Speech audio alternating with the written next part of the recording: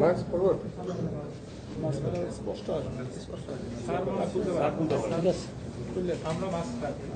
শুরু করবো কি বলে এখানে আবার ঝুলে যা আরে যন্ত্রণা রে খুলে বেরোন স্যার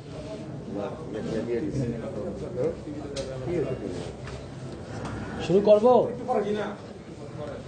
আমার 3:30 আবার ইয়ে আছে গরম লাগে 3:30 ছাড়া একটা ভিডিও কনফারেন্স আছে এসি দিয়ে দেই কেউ লাইভে নাই তো লাইভ লোকাল লোকালগুলো লাইভে আছেন না লাইভে থাকলে বললেন কিন্তু আগে লাইভে কারা আছে আচ্ছা লাইভ আছে পিটিএফ করে তারপর লাইভে অনলাইন গুলো আমার লাইভে না অনলাইন গুলো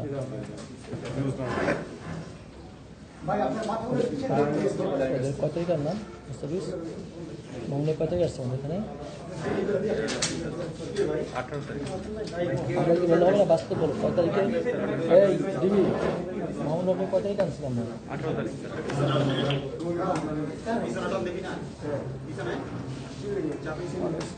18 তারিখে হ্যাঁ 18 তারিখে মোবাইলগুলি সাইলেন্ট করেন গেল কালকে 5 তারিখে 18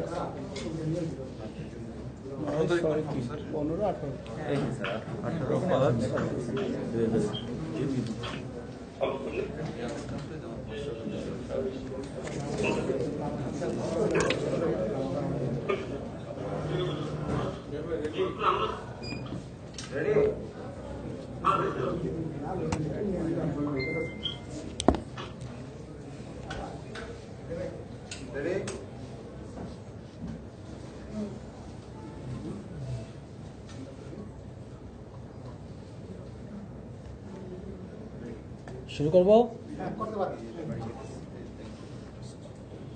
আপনাদের সকলকে আন্তরিক ধন্যবাদ এবং অভিনন্দন জানাচ্ছি। আপনারা জানেন যে গত 28/3/2021 খ্রিস্টাব্দে হেফাজত ইসলাম কর্তৃক দেশব্যাপী তারা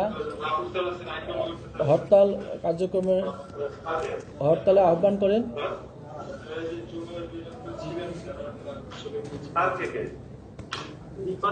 তুমি কি করলা?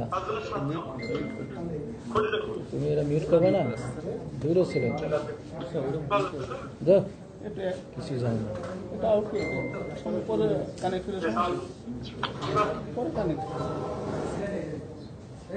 আসুন আসুন এই শুরু করি আবার না। আপনারা জানেন যে মার্চ মাসে 28 তারিখে হেফাজত ইসলাম কর্তৃক দেশব্যাপী হরতালের কার্যক্রম দেয় তারা। সেই কার্যক্রমের অংশ হিসাবে নারায়ণগঞ্জ জেলার সাইনবোর্ড থেকে কাশপুর ব্রিজ, এটা শীতলক্ষা ব্রিজ পর্যন্ত সেই হরতাল প্রোগ্রামে তারা সন্ধ্যার পরে তাণ্ডব লীলা পরিচালনা করেন তারা। তৎপ্রেক্ষিতে জেলা পুলিশ কর্তৃক বেশ কয়েকটি মামলা রুজু হয়। তাছাড়া এপ্রিল মাসের 3 তারিখে নারায়ণগঞ্জ জেলার সোনারগাঁ থানার অধীনে রয়্যাল রিসোর্ট নামে একটি রিসোর্টে সেখানে হেফাজত নেতা মামুনুল হক ঝর্ণা নামে এক মহিলাকে নিয়ে তিনি সেখানে আসেন এবং সেখানে জনগণ এবং সাংবাদিকদের মুখোমুখি হন এবং সেখানে অপ্রীতিকর ঘটনা ঘটে। পুলিশ সেখানে ঘটনাস্থলে পৌঁছায় এবং সেখান থেকে মামুনুল হক সেখান থেকে পালিয়ে যায় এবং তার উপস্থিতিতেই সেখানে ব্যাপক ভাঙচুর হয় রয়্যাল রিসোর্টের। তাছাড়া সেখানে রাজনৈতিক একটি সংগঠনের কার্যালয় সেটা ভাঙচুর হয়, সেই সাথে বেশ কয়েকটি বাড়ি তারা ভাঙচুর করে। তৎপ্রেক্ষিতে সেখানে নারায়ণগঞ্জ জেলা পুলিশ কর্তৃক মামলা দায়ের করা হয় এবং পরবর্তীতে আপনারা দেখেছেন সেই ঝর্ণা নামীয় যে মহিলা তিনি এসেই সোনারগাঁ থানায় মামুনুল হকের বিরুদ্ধে একটি ধর্ষণ মামলা দায়ের করেন। মোট 6টি মামলায় মামুনুল হকের বিরুদ্ধে আসামি করা হয় মামুনুল হককে এবং জেলা পুলিশের কাছে সেই 6টি মামলার মধ্যে 3টি মামলায় জেলা পুলিশ তদন্ত করছে দুইটি ডিবি পুলিশ, একটি সোনারগাঁ থানা পুলিশ এবং 2টি মামলা নারায়ণগঞ্জ সিআইডি কর্তৃক তদন্তধীন আছেন, আর একটি মামলা সেটা পিবিআই নারায়ণগঞ্জ কর্তৃক তদন্তাধীন রয়েছে। 6টি মামলায় বিজ্ঞ আদালতে মামলাসমূহের তদন্তকারী কর্মকর্তারা মামুনুল হকের জিজ্ঞাসাবাদ করার জন্য রিমান্ড মঞ্জুরের প্রার্থনা করেন। বিজ্ঞ আদালত তদন্তকারী কর্মকর্তাদের আবেদনের প্রেক্ষিতে 3 দিন করে প্রত্যেক মামলায় মোট 18 দিনের রিমান্ড মঞ্জুর করেন। সেই রিমান্ড মঞ্জুরের প্রেক্ষিতে গত মাসের 18 তারিখে অর্থাৎ 18/5/2021 খ্রিস্টাব্দে মামুনুল হককে কাশিমপুর হাই সিকিউরিটি কারাগার থেকে নারায়ণগঞ্জ জেলা পুলিশ তা জিজ্ঞাসাবাদ করার জন্য নিয়ে আসেন। প্রথমে নারায়ণগঞ্জ জেলা পুলিশ 3টি মামলায় 9 দিন, পরবর্তীতে সিআইডি নারায়ণগঞ্জ কর্তৃক 2টি মামলায় 6 দিন, সবশেষ পিবিআই নারায়ণগঞ্জ কর্তৃক একটি মামলায় 3 দিনের জিজ্ঞাসাবাদ তাকে করা হয়। জিজ্ঞাসাবাদ শেষে গতকাল মামুনুল হককে বিজ্ঞ আদালতে সুপর্দ করা হয় এবং আদালত মামুনুল হক এবং মামলার তদন্তকারী কর্মকর্তাদের শুনানি শেষে তাকে জেল হাজতে প্রেরণের নির্দেশ দেয়। সেই মোতাবেক তাকে কাশিমপুর হাই সিকিউরিটি কারাগারে স্থানান্তর করা হয়। জিজ্ঞাসাবাদে আপনারা ইতিমধ্যে দেখেছেন, তিনি বিভিন্ন পত্র পত্রিকায় মিডিয়ায় তিনি বলেছেন, বিশেষ করে ধর্ষণ মামলাটি যেটি আমরা গুরুত্ব সহকারে দেখছি, সেই মামলায় জানাতারা ঝর্ণা যে বক্তব্য দিয়েছেন, আমরা সেই বক্তব্যর সাথেই তাকে জিজ্ঞাসাবাদে আমরা সত্যতা পেয়েছি। যদিও তদন্তাধীন বিষয়, তারপরেও আমি বলবো যে আমরা গুরুত্বপূর্ণ তথ্য পেয়েছি। এই গুরুত্বপূর্ণ তথ্যের ভিত্তিতেই আমরা তার বিভিন্ন বক্তব্য যাচাই বাছাই করব এবং আদালতে আমরা নির্দিষ্ট সময়ের মধ্যেই এই মামলার রিপোর্ট দাখিল করতে পারব। আশা করি বাদীনি যে তার আবেদনে আর্জিতে বলেছেন তিনি ন্যায় বিচার চান, তিনি রাষ্ট্রের কাছে ন্যায় বিচার চান।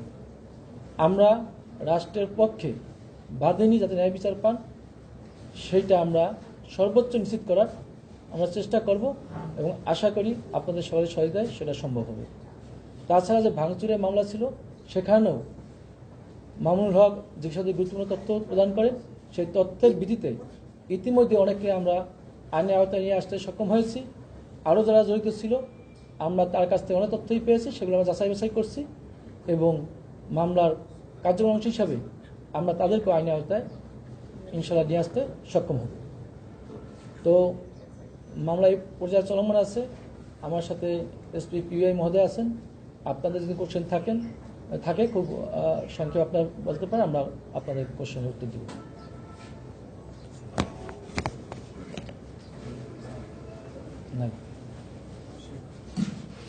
আসসালামু আলাইকুম, আমি আব্দুল্লাহ মামুন, মাইটিভিতে কাজ করি।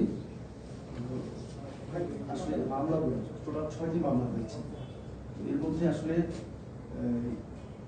ভাঙচুরের মামলা 4টি আমরা জানি, আর সোনালীর 5টি, আর একটি ধর্ষণ মামলা।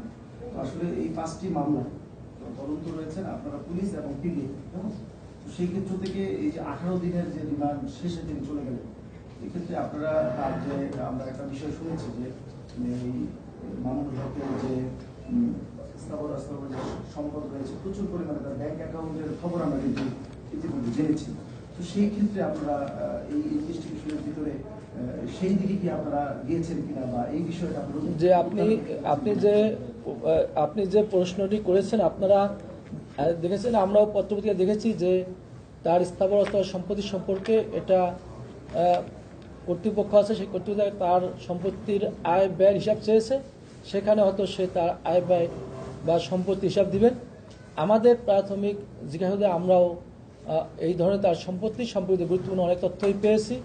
আমরা সেগুলো যাচাই বাছাই করছি। আপনারা জানেন তার ঢাকাতে একাধিক বাড়ি আছে, তার একাধিক মাদ্রাসা আছে।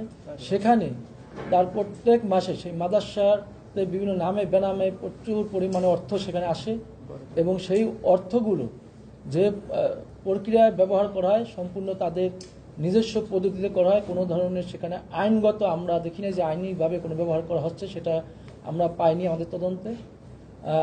আর তার যে ঢাকাতে বাড়ি করেছে বা তার যে সম্পত্তি আছে সেটা সম্পর্কে সে কোনো সদুত্তর দিতে পারেনি।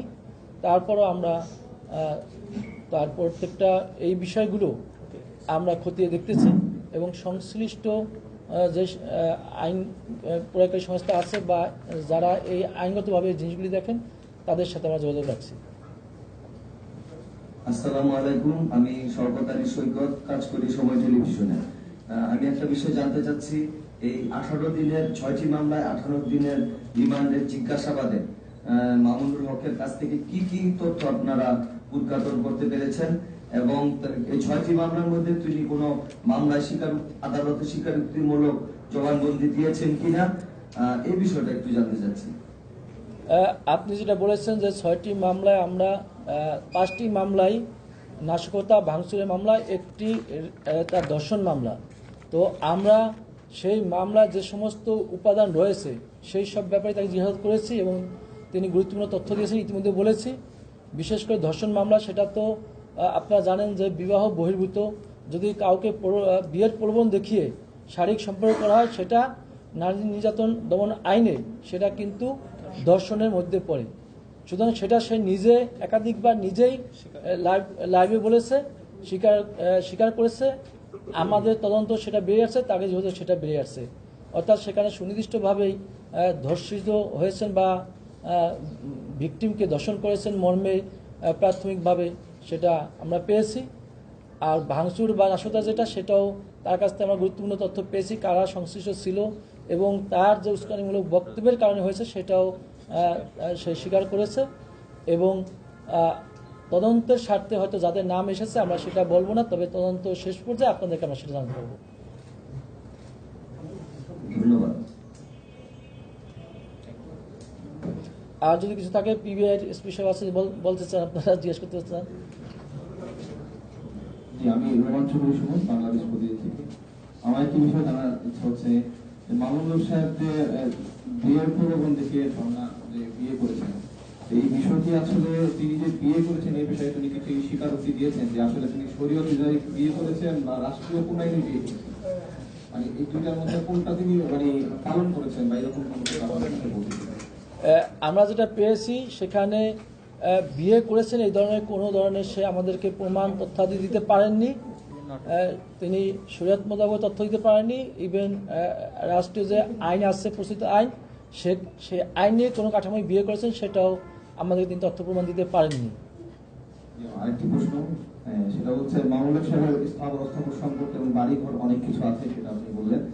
সেই ক্ষেত্রে উনি বাড়িঘর করেছেন বা তার টাকার উৎস কি বা কোথা থেকে টাকা আসলো এই সম্পর্কে এটা আমরা তার যে দেওয়া তথ্য সে যাচাই বাছাই করছি। তবে দেশি এবং বিদেশি বিভিন্ন জায়গা থেকে তিনি পর্যাপ্ত পরিমাণ অর্থ সে উপার্জন করছেন বা আমরা বলবো আত্মসাৎ করছেন মর্মে আমাদের কাছে প্রতীয়মান হয়েছে। আমি আলিগড় বাংলাদেশ দেশে কাজ করি। আমার একটা বিষয় জানা ছিল, সেটা হলো আমরা মামুনুল হক গ্রেফতারের পরে শুনেছিলাম যে পাকিস্তান থেকে তার কাছে বিভিন্ন সময় টাকা এসেছে বাংলাদেশে করানোর জন্য। যে আপনি যে কোশ্চেন করেছেন সেটা আমরাও পত্রিকা মিডিয়ায় দেখেছি এবং আমরা তাকে জিজ্ঞাসা করছি। গুরুত্বপূর্ণ তথ্য পাওয়া গিয়েছে, যেহেতু তদন্তাধীন সেই জন্য এই মুহূর্তে আমরা আর এর বেশি কিছু বলতে চাচ্ছি না। তবে ভবিষ্যতে হয়তো আমরা আপনাদেরকে ডিটেলস সব জানাতে পারবো। যেহেতু আমার একটা মিটিং আছে, সবাইকে ধন্যবাদ দিয়ে শেষ করতে চাচ্ছি না। আরেকটা প্রশ্ন আছে, 28 মার্চ হেফাজত ইসলামের যে হরতাল কর্মসূচি ছিল, সেখানে নারায়ণগঞ্জের ঢাকা চট্টগ্রাম মহাসড়কের বিভিন্ন পয়েন্টে যেসব সহিংসতার ঘটনা ঘটেছে এবং যেসব ঘটনায় মামুনুল হক সাহেবকে আসামি করা হয়েছে, এই ঘটনায় মামুনুল হক তার পিছনে আন্তর্জাতিক কোন জঙ্গিবাদ চক্র তাকে ইন্ধন দিয়েছে কিনা বা এর সাথে সংশ্লিষ্ট আছে কিনা, এইরকম কোন তথ্য পেয়েছেন কিনা? আমি আপনাদেরকে সংক্ষেপে বলবো যে তার সব কার্যক্রমে আমরা খতিয়ে দেখতেছি। তবে আমরা যতটুকু পাচ্ছি তাতে তার সাথে দেশীয় এবং আন্তর্জাতিক বিভিন্ন জঙ্গি সংগঠনের সংশ্লিষ্টতা থাকার প্রাথমিক তথ্য আমরা পেয়েছি। তো যাচাই বাছাই করে আপনাদেরকে আমরা এটা বলতে চাই। আমার শেষ প্রশ্ন হচ্ছে মামুনুল হক সাহেব আসলে রাষ্ট্রের উদ্দেশ্য কি ছিল সব এইসব কর্মকাণ্ডের পিছনে কোনো সেটাও আপনারা ইতিমধ্যে দেখেছেন। তাদের যেটা ছিল বিশেষ করে আপনারা জানেন যে হেফাজত ইসলাম এখানে বিভিন্ন ধর্মীয় রাজনৈতিক সংগঠনের উগ্রবাদী নেতারা তারা কিন্তু হেফাজত ইসলামে এসে একটা প্ল্যাটফর্মে এসেছে এবং তারা সেখানে কিন্তু বিভিন্ন ধরনের রাজনৈতিক কার্যক্রম রাজনৈতিক ফয়দা তারা লুটার জন্য কাজ করছে, মনে প্রতিমান হয়েছে। এবং মামুনুল হক তাদেরও সেই রাষ্ট্রীয় ক্ষমতা যাওয়া বা রাষ্ট্রে তারা যেটা বলে ইসলাম কায়েম, তথাকথিত ইসলাম কায়েম করা, খেলাফত কায়েম করা, এটাই তাদের অভিলাষ ছিল। তবে তার মধ্যে রাষ্ট্রীয় ক্ষমতা যাওয়ার যে উচ্চাভিলাষ সেটা স্পষ্টই প্রতিমান হয়েছে। তারপরও আমরা এটা আরও বিস্তারিত দেখে শুনে তারপর তদন্ত করে আমরা আপনাদেরকে জানাব।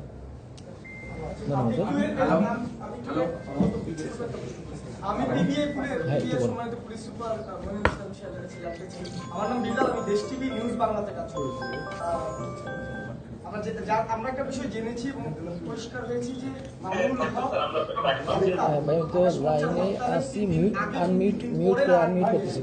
আমাদের ঢাকা চট্টগ্রাম মহাসড়কে যে সহিংসতা করা হবে, গাড়ি করা হবে, সেই পরিকল্পনাটা আগে থেকে ছিল।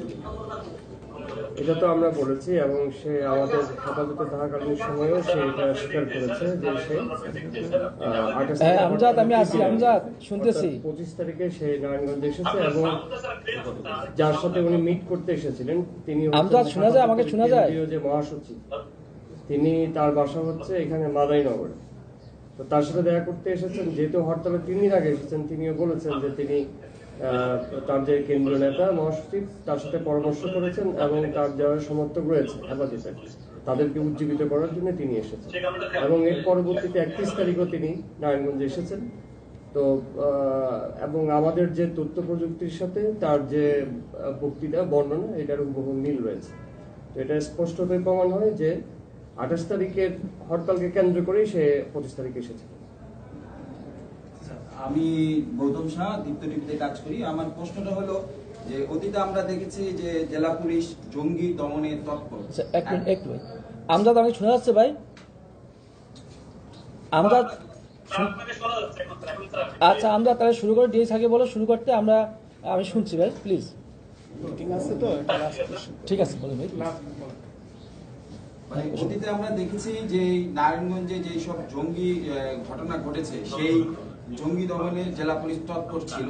তো এখনো এই মহাসড়কে যে তাণ্ডব চালিয়েছে, তারপর থেকে আপনাদের তৎপরতা কতটুকু বৃদ্ধি পেয়েছে বা এই সম্পর্কে আপনারা কতটুকু কাজ করছেন সেই বিষয়টা জানতে চাচ্ছি।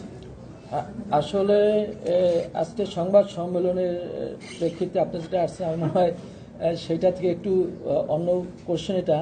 তারপর আমি বলবো যে আমরা কিন্তু পুরো হাইওয়ে যেটা কাশপুর থেকে আমাদের অফিস হয়ে চাষারা পর্যন্ত আমরা ইতিমধ্যেই পুরো এলাকা সিসিটিভি দ্বারা, হাই রেজলিউশন সিসিটিভি দ্বারা আমরা নিয়ন্ত্রণ করে নিয়েছি এবং উচ্চ ক্ষমতা সম্পন্ন সিসিটিভি সেখানে স্থাপন করা হয়েছে। আমাদের সাদা পোশাকের পুলিশের নজরদারি বৃদ্ধি করা হয়েছে, গোয়েন্দা কার্যক্রম বৃদ্ধি করা হয়েছে। সেই সাথে আমাদের পোশাকি পুলিশ, সেটাও আমরা আপনারা দেখেছেন প্রত্যেকটা থানা ফাঁড়িতে আমরা মহড়া করেছি। আগে যে কোনো সময়ের তুলনায় জঙ্গিবাদ সহ যে কোনো সন্ত্রাসীদের কার্যক্রমের এগেনস্টে কিন্তু আমরা এই মুহূর্তে নারায়ণগঞ্জ জেলা পুলিশ সর্বোচ্চ তৎপর পর্যায়ে আমরা রয়েছে। ধন্যবাদ আপনাকে। আমি একটা প্রশ্ন করছি, আপনারা রিমান্ডে নিলেন, 18 দিনে যে রিমান্ড শেষে কারাগারে দিলেন 6টি মামলা, কিন্তু একটি মামলা তার 164 পয়েন্ট, এই ক্ষেত্রে আপনারা যে তথ্য পেয়েছেন সেখানে এমন কিছু তথ্য আছে যে আমরা এই ঘটনার সাথে অন্যান্য বিষয়ের সাথে জড়িত, যেহেতু 164 পয়েন্ট যেহেতু আপনাদের কাছ থেকে জানতেছি, সেই বিষয়টুকু আমরা আরেকটু ক্লিয়ার করতে চাচ্ছি। 18 দিন রিমান্ড শেষে তার কাছ থেকে সর্বশেষ কি পাইলেন? আমরা তো বলেছি সর্বশেষ, সেটা আমার ব্রিফিংয়ে প্রথমেই বলেছি যে আমরা কি পেয়েছি। আর যেহেতু আমরা তদন্তাধীন আছে, আপনাদের বলেছি যে গুরুত্বপূর্ণ যে তথ্যগুলি সেগুলো আমরা যাচাই বাছাই করে পূর্ণাঙ্গ তদন্ত করে আপনাদের সেটা আমরা আবার পুনরায় জানাবো। স্যার আমি একটু অ্যাড করি, আপনার প্রশ্নের উত্তরে বলছি উনি 160 হয়তো করেন না, কিন্তু তার সহযোগী যারা ছিলেন, যারা স্পটে ছিলেন, তাদের মধ্যে কিন্তু একজন 160 করেছেন এবং উনি তার স্বীকারোক্তিমূলক জবানবন্দিতে বলেছেন যে এখানে মানে জবানবন্দিতে আপনার মামুন হক এবং স্থানীয় যে হেফাজত নেতা বশিরুল্লাহ সহ আরো অনেক নেতৃবৃন্দ জড়িত ছিল, ওইখানে তার স্বীকার দিতে বলেছেন। সেকেন্ড হচ্ছে, আমরা যে ভিডিও চিত্র আমাদের কাছে ছিল সেটা কিন্তু আমরা মামুন হককে দেখিয়েছি এবং ওইখানে অনেক কেন্দ্রীয় নেতৃবৃন্দ এখানে আমাদের সাইনবোর্ড উপস্থিত ছিল এবং মামুন হক সহ নিজেই তাদেরকে আইডেন্টিফাই করেছে। তো একজন যিনি খেলাফত মজলিসের একজন কেন্দ্রীয় নেতা, তিনি স্বীকারোক্তিমূলক জবানবন্দি দেবেন। ঠিক আছে, নাস্তা দাও সবাইকে। আর কি নাস্তা স্যার?